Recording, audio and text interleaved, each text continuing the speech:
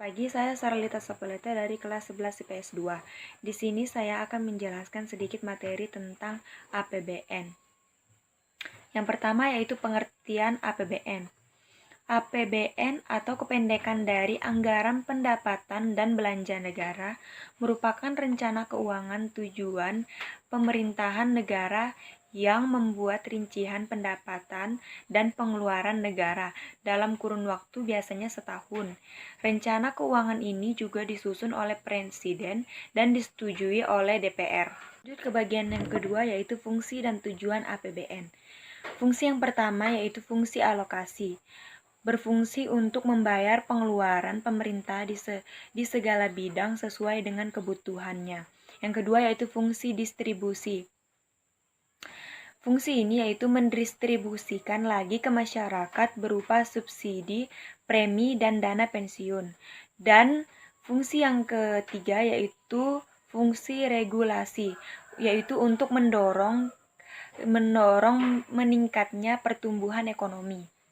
Dan fungsi yang keempat yaitu fungsi stabilitasi, yaitu terkait dengan kebijakan fiskal yang satu tujuannya adalah menciptakan kestabilan perekonomian dalam bentuk pengendalian inflasi. Dan sementara itu, APBN bertujuan sebagai pedoman pendapatan dan pembelanjaan negara agar bisa lebih ditingkatkan lagi produksi dan kesempatan kerja sehingga pertumbuhan ekonomi dan kemakmuran rakyat bisa meningkat.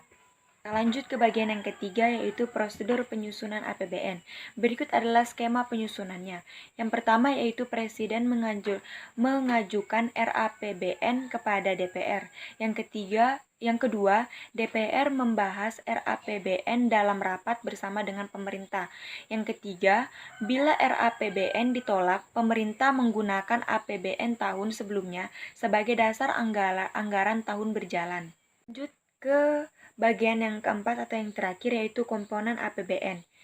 Komponen APBN yang pertama yaitu penerimaan negara, yakni semua pendapatan yang sumbernya berasal dari penerimaan pajak, penerimaan bukan pajak, serta penerimaan hibah dari dalam dan dari luar negeri selama tahun anggaran yang bersangkutan. Kedua yaitu belanja negara, yakni seluruh pembelanjaan yang dilakukan oleh negara dalam rangka melaksanakan fungsinya sebagai fungsi disklasi, distribusi, dan stabilisasi. Dan yang ketiga yaitu pembiayaan, yakni komponen yang digunakan untuk mengatasi surplus atau defisit anggaran. Ya, sekian dari materi yang sudah saya jelaskan. Kurang lebihnya saya mohon maaf dan selamat pagi.